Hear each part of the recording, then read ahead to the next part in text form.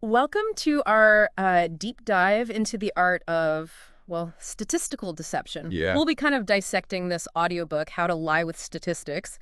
And it's packed with all these sneaky tricks to kind of make numbers tell any story that you want them to. Right. So get ready to become like data detectives, because by the end of this, you'll be able to spot statistical shenanigans everywhere. Yeah, it's like having X-ray vision, for like misleading graphs and like all these sneaky averages. Yeah. These techniques are everywhere, from news headlines to like advertisements. Right. And knowing how to spot them is just crucial for making like good decisions in life. Okay, so let's start with something that I think everybody can relate to. Like, Right. imagine you're looking at some online reviews, for a new restaurant, and you see this like really impressive 4.5-star average. Right. Sounds like a sure bet, right? Yeah. But Yeah. but what if like all those glowing reviews were just from the owner's friends and family? Yeah. Then that 4.5-star average wouldn't be very meaningful. Then would it? No, not at all. Yeah. That's a perfect example of how like a biased sample can just totally skew the results. Right. The book calls this the sample with a built-in bias. Okay. And it's like one of the most common tricks used to manipulate statistics. So it's not just about the numbers themselves. It's about who is being included and who's being left out. Exactly. Yeah. A classic example from the book involves this survey they did on magazine readership. Okay. And the survey found that more people claimed to read Harper's than True Story, Interesting. despite the fact that True Story had way higher circulation figures. Wow. This kind of discrepancy suggests that respondents were more likely to report reading magazines that are considered, more highbrow, Right. even if they weren't actually doing so. Oh, even in like an anonymous survey, people might fudge the truth a little bit to make themselves look better. Exactly. Yeah. This highlights a key principle. A statistics meaning depends entirely on how the data was collected. Right. Don't be swayed by impressive numbers without knowing how they were obtained. And this reminds me of the example in the book about like Yale alumni average income. Oh, right, yeah. The reported average was like incredibly high, Yeah. suggesting that a Yale degree was a ticket to riches. Sure. But it turns out that the survey only included graduates whose addresses were known. Right. So they were probably excluding a lot of people who might be less successful and less eager to share their income information. Exactly. Yeah. That seemingly impressive average was based on a very selective slice of the alumni population. Right. And this selective sampling isn't limited to income surveys. Right. It pops up everywhere, especially when someone wants to make their product or idea look good. Like those impressive sounding claims you see in toothpaste ads. Exactly. You'll see a toothpaste boasting, 25% improvement in cavity prevention. Right. But what they don't tell you is that the study might have been based on a tiny group of people, Right. maybe only like a dozen participants. So a small sample size can make a result seem way more dramatic than it really is. Absolutely. Small samples are much more prone to random fluctuations. Okay. It's like flipping a coin 10 times and getting 8 heads. Right. Does that mean the coin is biased? Not Mhm. necessarily. Right. It could just be a fluke. To really know if a result is meaningful, you need a much larger sample size. So it's not enough to just look at the percentage. You also have to know how many people were involved in the study. Exactly. Now, what's fascinating to me is that even something as simple as an average can be manipulated to tell different stories. Oh, yeah, for sure. The book uses this example of buying a house in a neighborhood where the average income is reported as both $15,000 and $3,500. Right. How is that possible? How can both be true? It all comes down to which type of average is being used. Okay. The mean, the median, or the mode. Okay. So the real estate agent likely used the mean, which is adding up all the incomes and dividing by the number of families. Right. This can be skewed by a few very high earners, which makes the average seem higher than what most people actually make. The neighbor, however, probably used the median, which is the midpoint, Okay. where half the families earn more and half earn less. So even if the word average is used, we need to know what kind of average is being used to understand what the statistic really means. Exactly. And to get an even more accurate picture, we need to consider the spread of the data, Right. not just the average. That's where a measure like standard deviation comes in, Okay. which tells us how much the individual data points vary from the average. It's like looking at a map that shows the average elevation of a region. It might look relatively flat, but if you zoom in, you'll see mountains and valleys. Precisely. The average doesn't tell the whole story. The same data set can tell wildly different stories depending on which average is used, and whether the spread of the data is considered. Right. Think of it like this. You're buying a car, and the salesperson says the average repair cost for this model is $200 per year. Yeah. Sounds pretty good. Yeah. But what if the range is huge, with some repairs costing a few hundred and others costing thousands? Right. That average wouldn't be very helpful then, would it? Not at all. It's all about context. Right, and speaking of context, let's talk about how visual representations can be manipulated to mislead, even if the underlying numbers are technically accurate. Yes, the good old gee whiz graph. Right, those dramatic charts and graphs that make small changes look like huge trends. Exactly. Yeah. Think of it like this. Imagine you're trying to make your company's stock performance look amazing. Okay. You could show the whole graph, but maybe you just zoom in on the last few months where it went up. Right. It's technically accurate data, Right. but it tells a very selective story. So cropping a graph can create a really misleading impression. Absolutely. Right. And it's not just about cropping. Okay. You can also manipulate the scale of the axis to make a line look steeper, Right. exaggerating the rate of change. What's shocking is that even reputable publications like Newsweek and Time have used these techniques. That's a little concerning. So we can't just trust a graph because it looks official. Right. We need to look at the scale of the axis, the time frame being shown, and whether any data points are missing. Yeah. Sometimes a seemingly dramatic trend is just a tiny blip on the radar when you look at the bigger picture. This is blowing my mind. It's like learning a secret code for deciphering the world around us. It is. And another part of that code is understanding how visuals can be used to distort our perception of scale. Okay. The book talks about the one-dimensional picture, where images of objects with 3 dimensions are used to represent data that only has 1 dimension. Okay, I'm intrigued. Give me an example. Imagine comparing wages using pictures of money bags. Okay. Doubling the height of a money bag to represent double the wage actually makes the bag appear 8 times larger in volume, Wow. creating a false impression of a much greater difference. That's sneaky. So they're playing on our visual instincts rather than our logical understanding of numbers. Exactly. And we see this all the time, Yeah. whether it's comparing steel production with pictures of blast furnaces or population growth with images of people. Right. The images create an emotional response that can overshadow the actual data being presented. So when we see visuals representing data, we need to ask ourselves, are these imaging accurately reflecting the numbers, or are they trying to trick my brain with a visual illusion? Precisely. And speaking of tricks, another common tactic is what the book calls the semi-attached figure. Okay. Proving one thing and pretending it's the same as something else. Okay, I'm all ears. Give me an example. Imagine an ad for an antiseptic that says it kills 99.9% of germs in a test tube. That's impressive. Sounds impressive, right? Yeah. But does that necessarily mean it's equally effective for killing germs in your mouth or on a wound?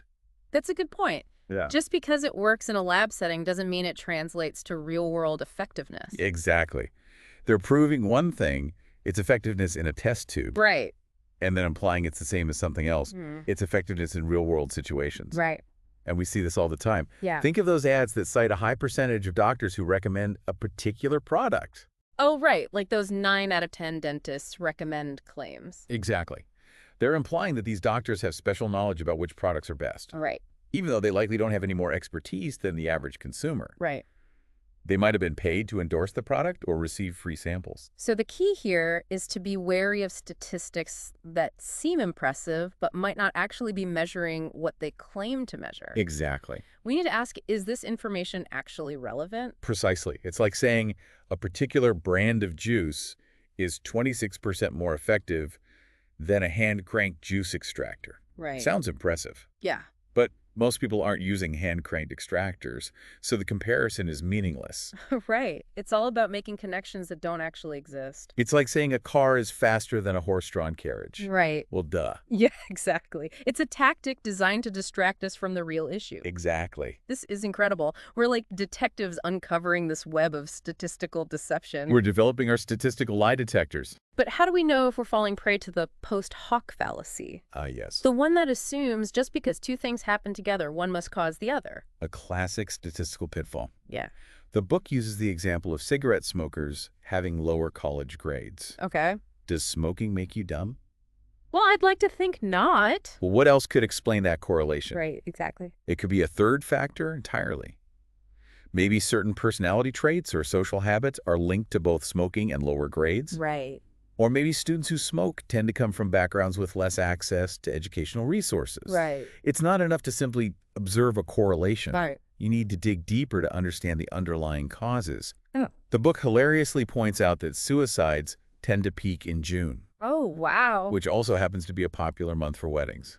Interesting. So you're saying June weddings don't cause people to take their own lives? Precisely. Huh? It's a humorous example, but it illustrates how easy it is to mistake correlation for causation. Right. We need to consider alternative explanations and look for evidence of a causal link before jumping to conclusions. This has been eye-opening. I'm starting to see misleading statistics everywhere I look. But don't worry, dear listener, because in the next part of our deep dive, we'll equip you with a set of practical tools to fight back against this statistical smoke and mirrors and become a true data detective. That's right. Welcome back to our deep dive into this deceptive world of statistics. Yeah. In the last part, we were talking about how biased samples and misleading averages and tricky visuals can distort the truth. Right. So now let's arm ourselves with even more tools to help us spot these statistical shenanigans. Think of it like this. We're building a statistical lie detector, one concept at a time. I love that. Okay, Yeah. so what's the next trick we need to watch out for? Let's talk about the power of cherry-picking data. Okay. It's all about selecting specific data points that support your argument Right. while conveniently ignoring those that don't. That sounds incredibly sneaky. Give me an example. Imagine a politician claiming that crime rates have plummeted under their leadership. Okay. Sounds impressive, right? Yeah. But what if they're only comparing the current year to a year with unusually high crime rates? Oh, so they're manipulating the time frame to make themselves look good. Exactly. They're only telling part of the story. Right. And it's a story designed to mislead. Okay. The book gives another great example of this involving a governor who boasted about increasing teachers' salaries significantly. Oh, yeah, I remember that one. He claimed that teacher pay jumped from $900 to a range of $2,500 to $5,325. Right. Sounds like a huge win for teachers. Yeah. But the catch is that $900 figure was the lowest salary in any rural district, Oh, while the higher range only applied to teachers in New York City. gotcha. So he was comparing apples to oranges, Right. creating this illusion of progress while masking the overall impact on teacher salaries. So we need to be wary of comparisons that seem too good to be true, especially when they involve different time periods or different groups. Absolutely. It's like claiming a weight loss program is incredibly effective Okay. by showcasing these dramatic before and after photos Right. without mentioning that the before photo was taken at the person's heaviest after a huge meal and the after photo was taken after professional hair and makeup. Wow, that's incredibly misleading. So context is key when interpreting statistics. Precisely. Yeah. And another aspect of context is understanding how units of measurement can be manipulated to spin a narrative. Okay. Something as simple as changing the units can completely alter our perception of a statistic. Okay, I'm intrigued. Give me an example. Imagine a company boasting that their profits increased tenfold. Okay. Sounds impressive, right? It does. But what if those profits were initially measured in pennies? Ah, that changes things. A tenfold increase wouldn't be quite as remarkable. Right. It's like saying you ran a marathon, but you only ran the distance on a treadmill. Exactly.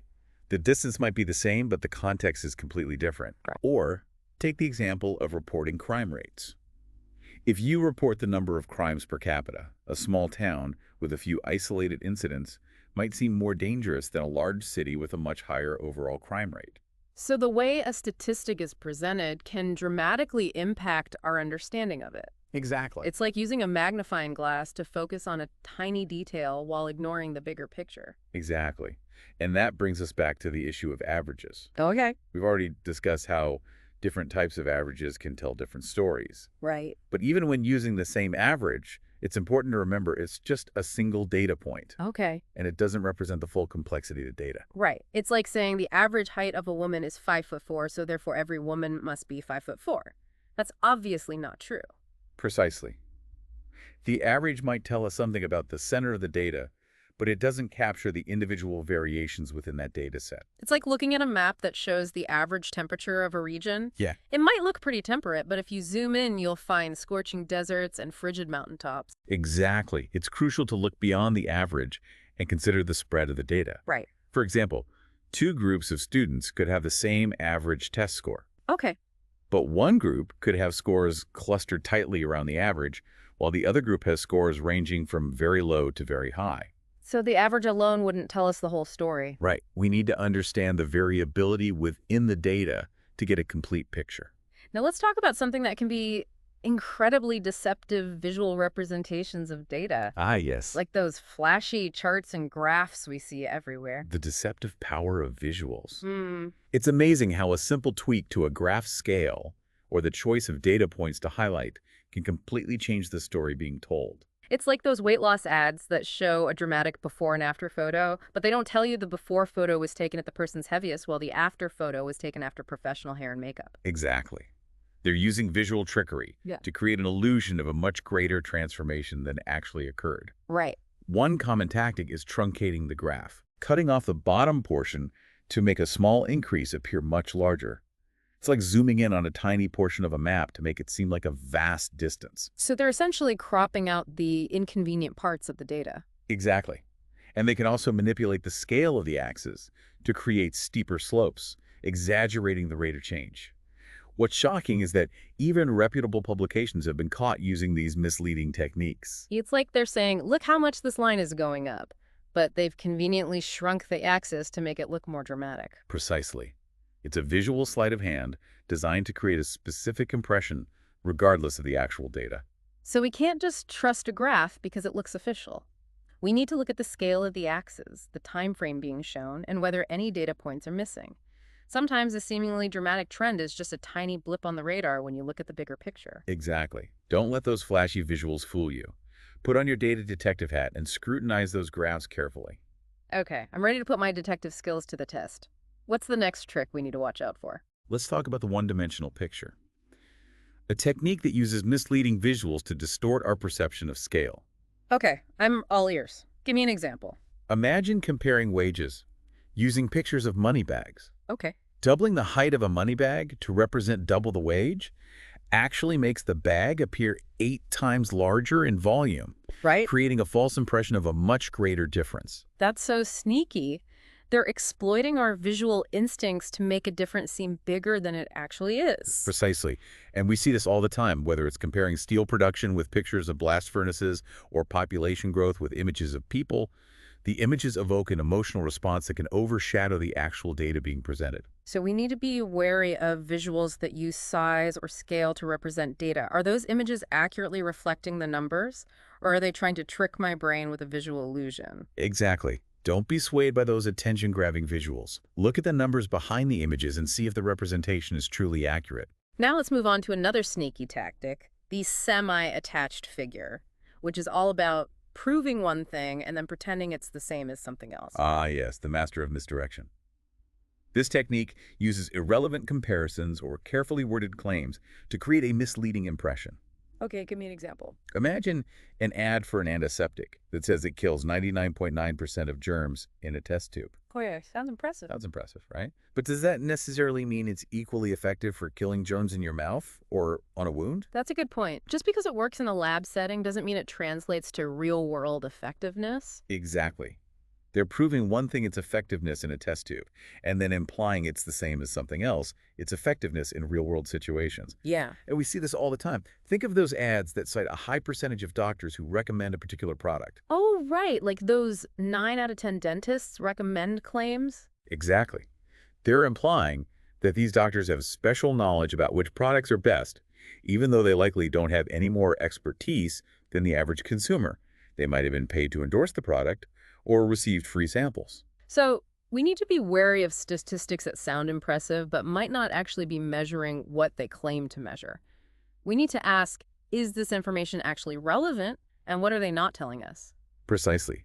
It's like saying a particular brand of juice is 26% more effective than a hand-cranked juice extractor. Sounds impressive, but most people aren't using hand-cranked extractors, so the comparison is meaningless. It's all about making connections that don't actually exist. It's like saying a car is faster than a horse-drawn carriage. Well, duh. Exactly. It's a tactic designed to distract us from the real issue. This is incredible. We're becoming masters of statistical deception. We're developing our statistical lie detectors. And here's another crucial element: paying attention to what's not being said. Oh, okay. Sometimes the most important information is what's deliberately omitted or downplayed. Ah, the art of strategic silence. Give me an example. Imagine a study reporting that a new drug has a 90% success rate, Okay. making it sound like a miracle cure. Yeah. But what if they fail to mention the study only involved 10 people? Oh. That impressive success rate suddenly becomes much less convincing. So they're selectively revealing information to create a specific narrative. Precisely. Or they might claim crime rates have dropped dramatically without acknowledging that the definition of crime has been narrowed to exclude certain offenses. They're manipulating the data by changing the rules of the game. So we need to be wary of statistics that seem too good to be true and always look for what's missing from the story. Are there any inconvenient truths they're trying to hide? Exactly. Don't be afraid to dig deeper, ask questions, and look for alternative sources of information. This is like investigative journalism for statistics. We're not just passively consuming information, we're actively interrogating it. Precisely. And another pitfall to watch out for is the temptation to extrapolate beyond the data making predictions based on limited information. I've definitely fallen into that trap before. It's easy to assume current trends will continue forever. Right. The book uses the example of television ownership in the early days of the technology. Okay. If we had simply extrapolated the growth rate from the late 1940s, we would have predicted that every family would soon have dozens, if not hundreds, of television sets. Wow. Of course, that didn't happen. Technological limitations, cost factors, and changing consumer habits all played a role in shaping the actual growth trajectory. So even if a trend has been consistent in the past, there's no guarantee it will continue in the future. Exactly.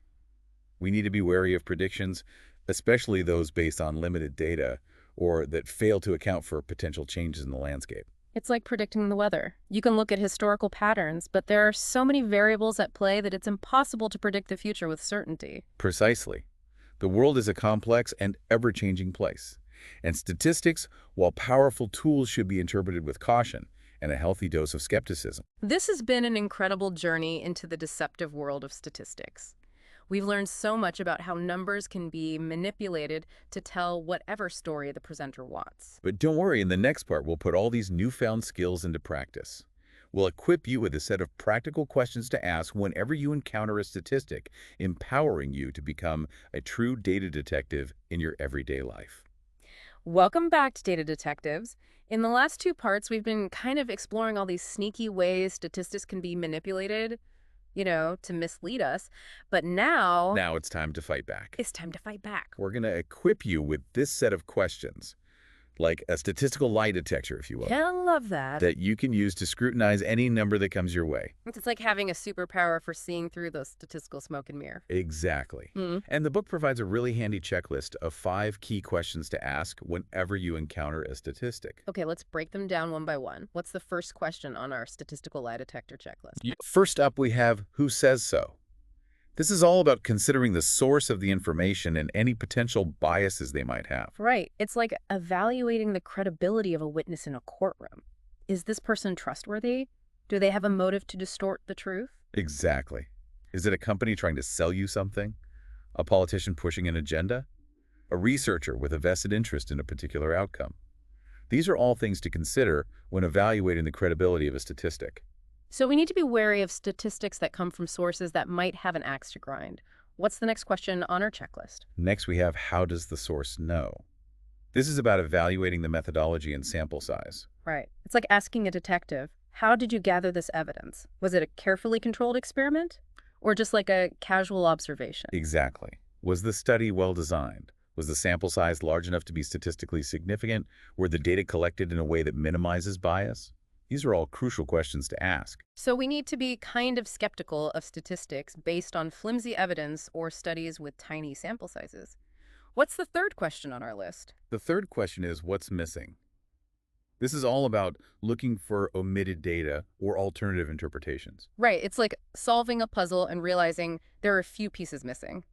The picture might look complete, but there could be some crucial information that's been left out. Exactly. Is there any information that's been deliberately omitted that might change our understanding of the statistic? Are there other ways to interpret the data that might lead to a different conclusion?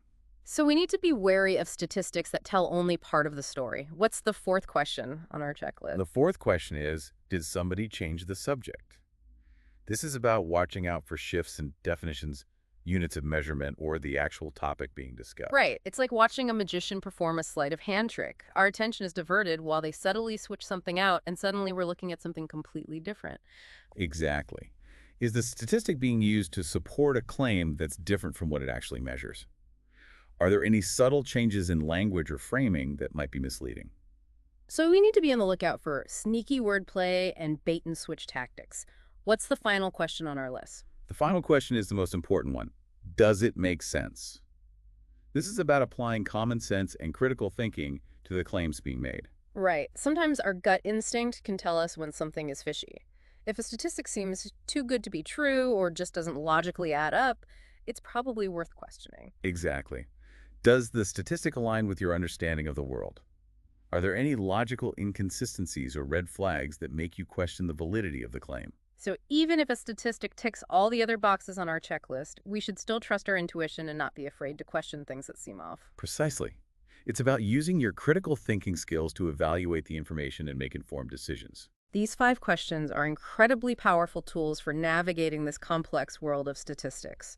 Armed with these questions, we can become savvy data detectives, separating fact from fiction and making informed decisions based on evidence, not hype. Remember, statistics can be powerful tools for understanding the world, but they can also be used to mislead and deceive. It's up to us to be vigilant, to ask the right questions, and to see through the statistical smoke and mirrors. And on that note, we want to thank you for joining us on this deep dive into the fascinating world of statistics. We hope you've learned some valuable skills that will help you navigate this complex landscape with confidence. Remember, statistics are everywhere, and they can be used for good or for ill. It's up to us to be informed and engaged citizens, to demand transparency and accountability from those who use data, and to use our knowledge to make the world a more truthful and equitable place. Keep those data detective skills sharp, stay curious, stay skeptical, and never stop questioning the numbers you encounter. Thanks for listening.